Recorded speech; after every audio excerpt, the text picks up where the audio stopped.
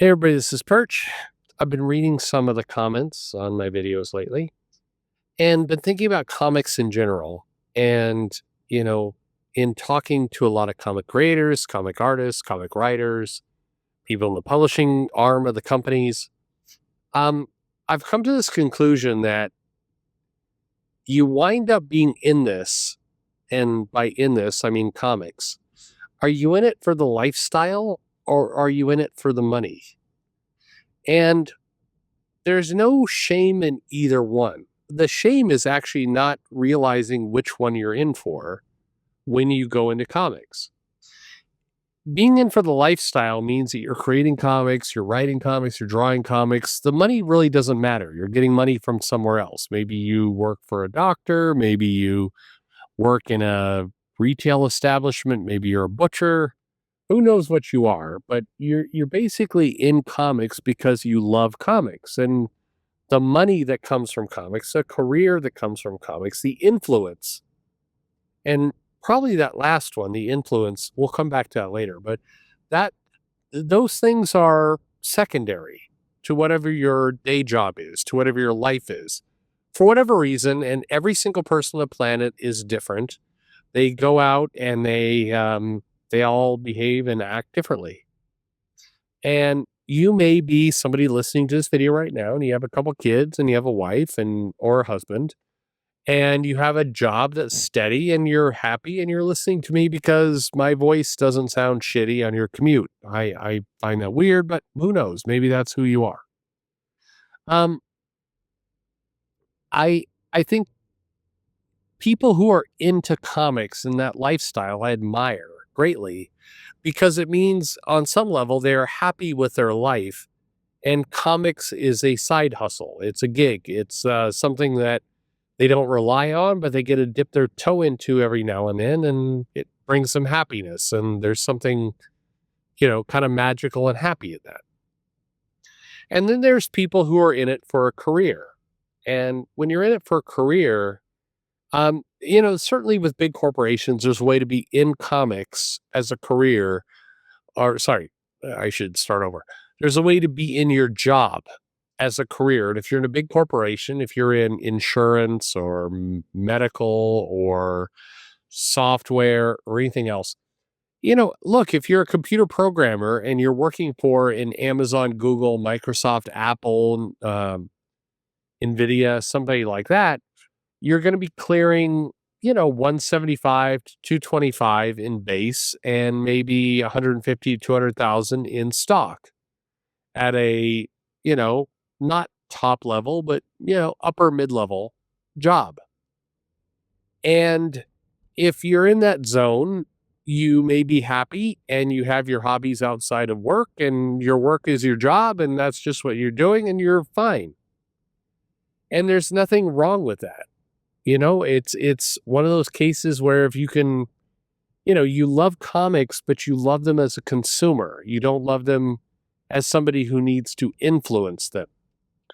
And I think it's that word influence that really is the basis behind where you go with your career and what you do with your life. If you want to truly influence comics, then you're going to have to achieve a level of management or superiority or power over comics, or you're going to be able to enact change. And if that's what you need to be a little bit cold-hearted, a little bit relentless, a little bit maniacal about how you're actually going to impact comics. I can tell you this, you're not going to impact comics doing YouTube videos. You're not going to impact comics doing live streams where you talk about woke Marvel. You're not going to impact anything if you are, basically predicting that DC Comics is going to fold up shop. You can make money and you can be part of comics, but you're not influencing comics. And I think, bluntly to all of you listening, a lot of you follow people who portray themselves as influencing movies or influencing comics. If you listen to Critical Drinker, for example, and I've said in the past in videos, I find him funny. His accent is funny. He says things in a certain way. The challenge with Critical Drinker for me is that if I listen to his videos, if I listen to 3 or 4 of his videos, by the 3rd or the 4th video, I realize it's the same bit over and over and over again. It it it doesn't feel original. I can't actually listen to him regularly because it's boring. It's the same shit over and over again. That's his shtick. And, once in a while, I find it very, very fun, very enamoring. I enjoy it. If I listen to it repeatedly, very quickly it gets very routine, very mundane, very boring because he doesn't really bring anything new. He's got his bit, he says it. I laugh, I have a good time. I listen to the second time and like, yeah, I've heard several of these jokes before. I listen to the third and the fourth time, I'm like, okay, well, nothing new is happening now. And that's how it goes. And by the way, I'm not picking on him. He's figured out a business model. He's doing his thing. There's nothing wrong with that. It's cool. But if you're going to influence movies or music or comics or art or whatever happens to be, you have to bring something new. Otherwise, you're just shouting into the wind. A lot of the people on YouTube are talking about comics are not they're not they may be creating the illusion that they're doing something of something differentiated, something new, but generally they're just saying the same shit over and over. Marvel's woke, too many women, boobs. I don't know, Muslim. I whatever catchphrase you want. There's nothing new that comes out of that. What do you want to be? If you're a YouTube creator, what do you want to be? You can make some money going Captain Marvel is a lesbian, fuck lesbians. You can do that, and you may make enough money to buy a new PlayStation game every month. If you're popular and you really hustle, maybe you can get 2 games a month. But is that living for you? There's a handful of people, there's 1 out of 10,000 people who strike it rich, who do the right thing at the right time with the right influencing, and they can actually portray the illusion that they are somebody worth listening to. Critical Drinker is one. He's got an accent. He says something different every now and then. He was first. He was first to be kind of a Irish. Oh, that guy sounds kind of funny, and he's like Marvel woke, girl power. I'm bad at his accent. I'm not good at it, but you could do that and you could win. But if you try and replicate that, you will lose. 1,000 of you will lose. One person may win somewhat. Is that what you want to be? I don't know. I mean, look, you're I don't know what you're in for. Are you trying to make serious money with YouTube? Are you trying to be entertained as a viewer of YouTube? Are you looking to just make enough money to buy weed every month? I don't know what you're trying to do, but if you're truly trying to be an influencer, and what I mean by influencer, I mean change comics, then it's a harder path. You're going to have to do very, very different things. And that's not easy.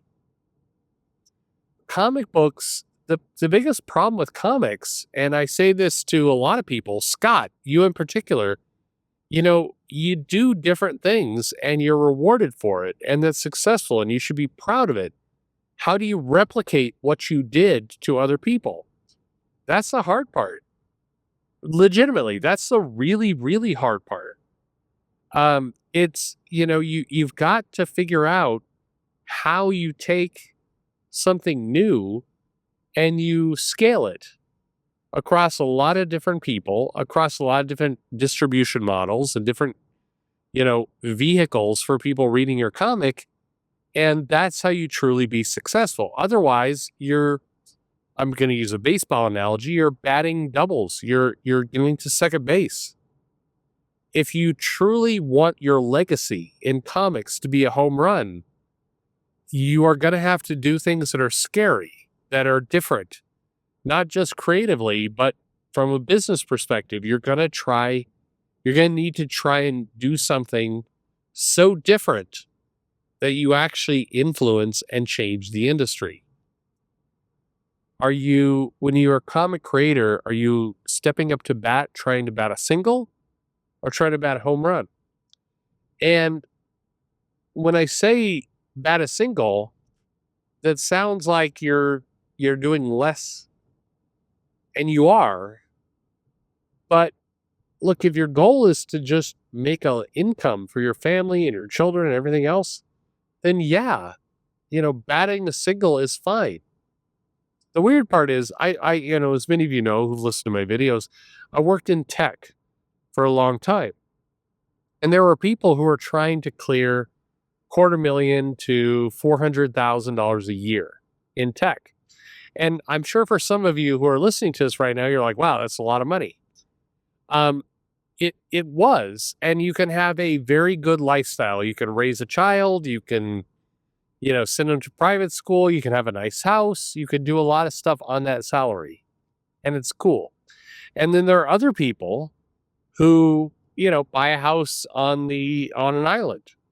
I'm very good friends with a guy who said, I want to have some beachfront property in Hawaii and I want to own a golf course. And I tried to figure out how to buy beachfront property and a golf course. And eventually I discovered, well, the only way I could have both those things is I actually have to buy both those things. So the guy bought 80 acres in Maui that included a golf course. And was it 80 or 800? I think I have it wrong. I think it was 800 acres in Hawaii. He bought a golf course. He bought beachfront property. He bought a house. He bought several rental houses, and he bought part of the ocean. And that was what he did because that was what he wanted. And so he aligned his lifestyle to have that outcome. And keep in mind, that's hard to do. It's not like you just kind of wander into a $1 billion lifestyle easily, but I can, and most people will not be able to have those kind of results, but it is guaranteed you will not have that result if you, go for singles. I'm not a fan of baseball, but if you bat for singles every time, you're never going to make $1 billion.